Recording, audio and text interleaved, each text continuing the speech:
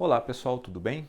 Meu nome é Everson, eu sou um dos fundadores do PowerMed e aqui no PowerMed a gente busca auxiliar os médicos a trilharem um caminho de sucesso na carreira médica. Uma das coisas que a gente acredita bastante para chegar nesse sucesso é a abertura do consultório médico.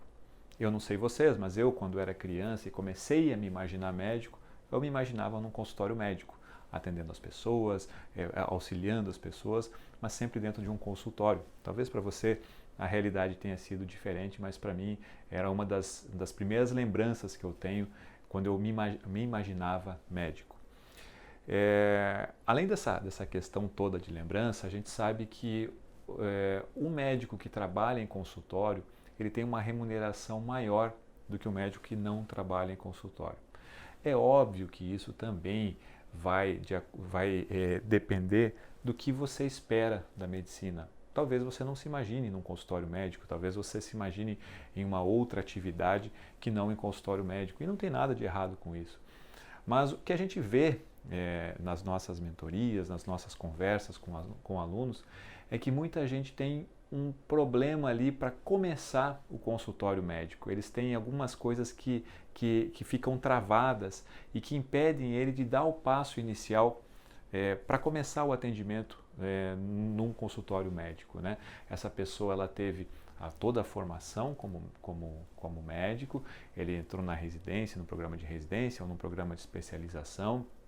Junto com isso, ele começou a trabalhar em outros lugares, provavelmente plantões ou ambulatórios da rede pública, e ele tem o medo de dar o passo seguinte, que seria a montagem de um consultório ou o início do atendimento num consultório médico, por melhor dizer.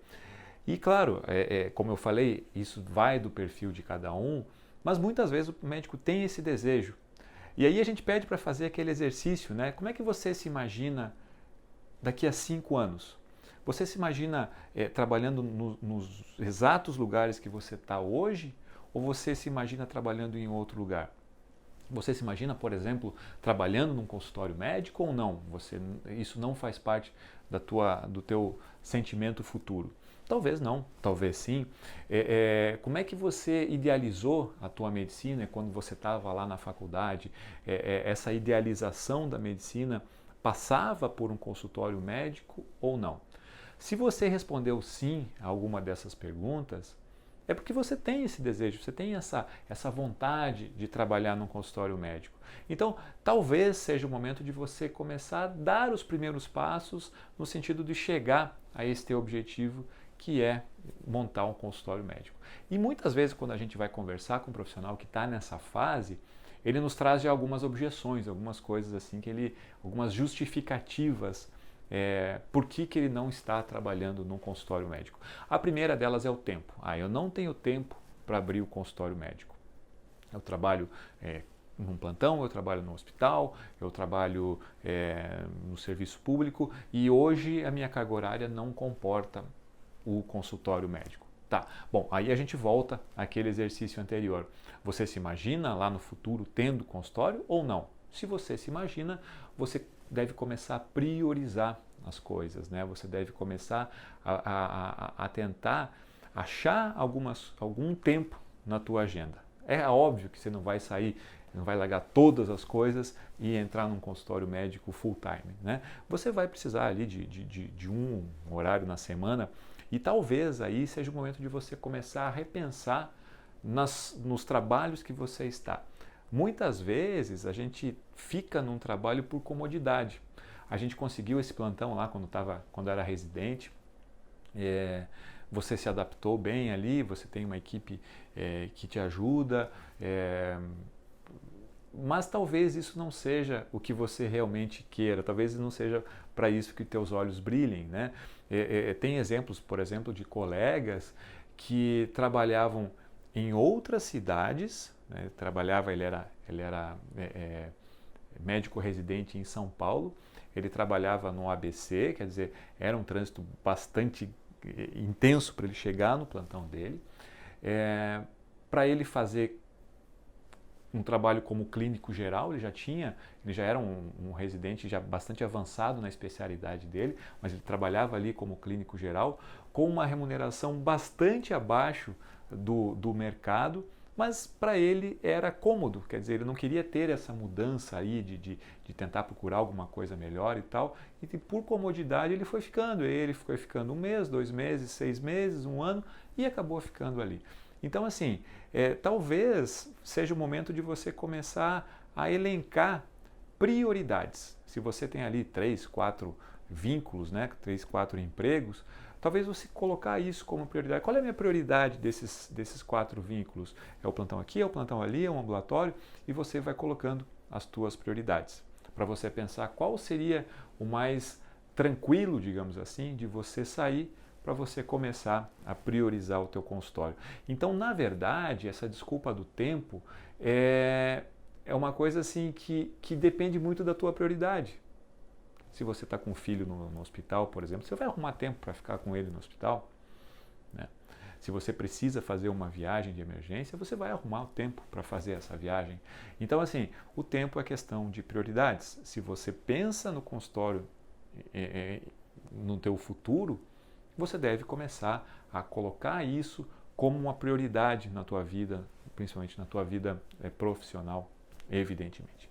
Uma outra coisa que acontece, um outro exemplo que me vem à mente também, é uma colega que era uma das nossas mentorandas, e ela tinha todo o perfil de consultório. Ela era pediatra e todo o perfil de consultório, né? Ela era aquela pessoa que todo mundo gostava, as mães gostavam, as crianças gostavam, mas ela tinha um receio de começar o novo. Então, ela acabava também fazendo plantões em outras cidades e tal, e chegava a ficar em hotel para trabalhar de um dia para o outro naquela outra cidade.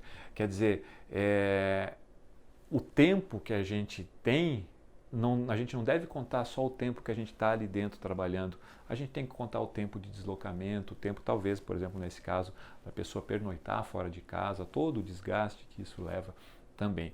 Então, na verdade, essa questão do tempo é uma questão que a gente precisa pensar melhor e colocar prioridades na nossa vida. A segunda objeção que os colegas sempre falam quando falam em montar consultório é dinheiro.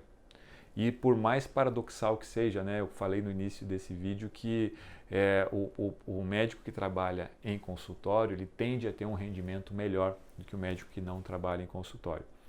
Mas acontece que a pessoa entra naquele ciclo vicioso, né? Quer dizer, ele está fazendo plantão, ele está fazendo ambulatório, ele está ali,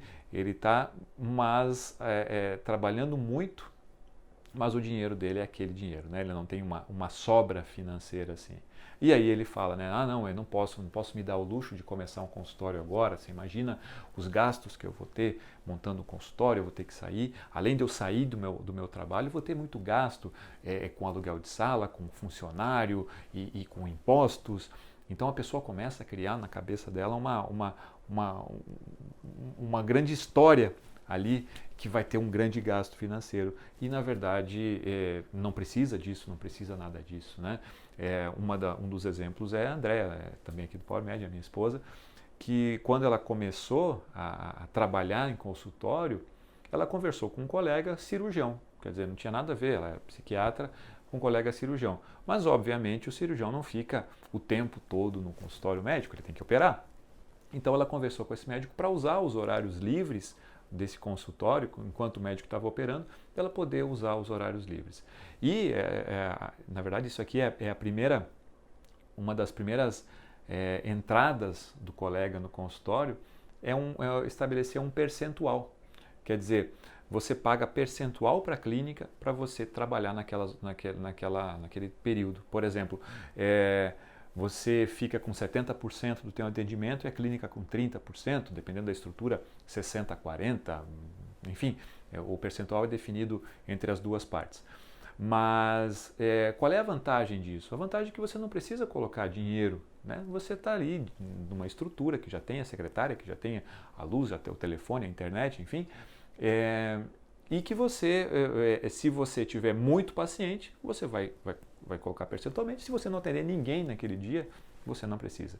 E aí talvez você não precise nem sair de algum trabalho de você. Você pode, por exemplo, colocar em horários alternativos. Um outro exemplo também de uma outra mentoranda nossa, que ela trabalhava full time pela prefeitura e tal, ela tinha esse desejo de começar o consultório, mas não sabia como. Ela acabou começando o consultório depois das 6 da tarde, depois da a hora que ela saía do trabalho dela na prefeitura, ela iria para o consultório. Então você talvez não precise nem no início deixar os teus outros trabalhos. Você pode colocar um pouquinho a mais ali de carga horária para depois você ir tirando as cargas horárias de acordo com as suas prioridades, de acordo com as suas necessidades. Então ocorre aí um completo desconhecimento do colega, né? Quer dizer, ele acha que para iniciar o consultório ele vai ter que alugar uma sala, ele vai ter que contratar uma pessoa, ele vai ter que cuidar da parte toda gerencial, mas não. Na verdade, isso aqui é uma continuidade, né? Uma escadinha. Então, o primeiro degrau seria esse. E depois você vai galgando outros degraus, caso você tenha um sucesso aí, né? Então, essas objeções, elas são muito frequentes. Mas eu acho que, assim, atrás dessas objeções que são mais frequentes, talvez o que ocorra é o medo do médico de não ter paciente. Às vezes pode ocorrer isso, né? Quer dizer, como é que eu vou trocar o certo ali, que eu tenho meu plantão, que eu recebo ali por atendimento e sempre tem pacientes ali, como é que eu vou para um lugar ali que eu não tenho, talvez eu não tenha o perfil, talvez não apareçam pacientes. Então, às vezes, pela desculpa do tempo, pela desculpa do dinheiro, às vezes está essa desculpa do medo. Né? Mas é claro, você não aprendeu, você que é um cirurgião, você não fez a sua primeira apendicectomia e foi tranquila, sem nenhuma intercorrência, né? Intercorrência menor, né? Se Deus quiser. Mas você também, quando fez a tua primeira anamnese lá na semiologia, não foi aquela anamnese brilhante. Né? Tudo isso é passo a passo e assim também vai ser no teu consultório. Talvez você se imagine que não tenha o perfil, mas você vai acabar tendo esses contatos com pacientes e você vai percebendo como é realmente fazer esse atendimento. É muito difícil você dizer que tem ou não tem perfil sem ter atendido ninguém num consultório médico. Né? Então, eu acho que essa questão do medo, a gente sempre tem um medo do que a gente não conhece. Mas a gente sabendo que vai dar certo lá na frente, a gente tem que dar esses passos, né? É comum isso, não só na carreira médica, como na vida pessoal. Às vezes a gente tem que dar um passo mesmo, né? Mesmo com um pouquinho de medo, vai com medo mesmo, né? Porque você sabe que lá na frente isso vai dar bastante sucesso. Bom, então esses seriam aquelas objeções, né? Aquelas coisas que o médico tem que impedem aqui são aquelas desculpas para ele mesmo, né, que impedem ele de montar o consultório. Bom, além dessas objeções que eu comentei, às vezes também existem outras desculpas assim que os médicos podem dar para não montar um consultório, né? Muitas vezes eles falam assim, eu não posso me dar o luxo, né? Eu tenho contas a pagar, não posso me dar o luxo. Eu acho que isso a gente já colocou bem na questão financeira. Na verdade, você deve investir na tua carreira, né? Então, naquele momento, você sabendo que lá na frente isso vai te trazer um ganho maior, é o momento de você investir, e você já viu aqui que você não precisa investir tanto assim para você começar, né, como o médico em consultório médico. A outra coisa que se fala, né? Não, mais tarde lá na frente eu vou abrir. Agora não é o momento, mais tarde lá na frente eu vou abrir. Mais tarde quando, né? Qual é o momento certo de se abrir o consultório? Você vai esperar uma estafa mental? Você vai esperar um cansaço físico dos anos trabalhados para você montar o teu consultório? Quanto mais cedo você começar, mais cedo você vai ter o sucesso nele. Então, lembre-se que se você esperar mais tempo, você vai estar começando do zero, só que mais tempo depois. Então, você não vai ter grandes benefícios de você esperar mais tempo para fazer isso. Então, acho que ali não cabe muito bem, né? Outra coisa também, eu vou esperar uma formação melhor minha. Eu tenho um curso para fazer, eu tenho uma especialização que eu quero fazer, e aí quando eu tiver essa especialização eu vou fazer. Você pode começar e depois, com a medida que você vai tendo um currículo melhor, um sucesso maior, você pode mudar de sala, você pode mudar de valor de consulta, você pode mudar, enfim, o que você quiser. Então, não é porque você tem que chegar lá no topo da tua carreira com todos os títulos, para que daí você comece o consultório. Na verdade, é uma continuidade, né? Você já começa teu consultório antes e vai crescendo à medida que os teus títulos também forem crescendo, né? Então, essas desculpas, né, que são dadas, normalmente são desculpas para a gente não dar um passo à frente. E aí a gente começa a montar todas essas desculpas, né? Então, assim, qual é o jeito errado? O jeito errado, primeiro, é não fazer, é não montar, né? É postergar, é pensar assim, não, lá na frente eu faço. Por quê? Vamos fazer agora, vamos começar, né? Então, esse seria o jeito certo. Começar o quanto antes. Uma outra coisa, assim, criar dificuldades que não existem.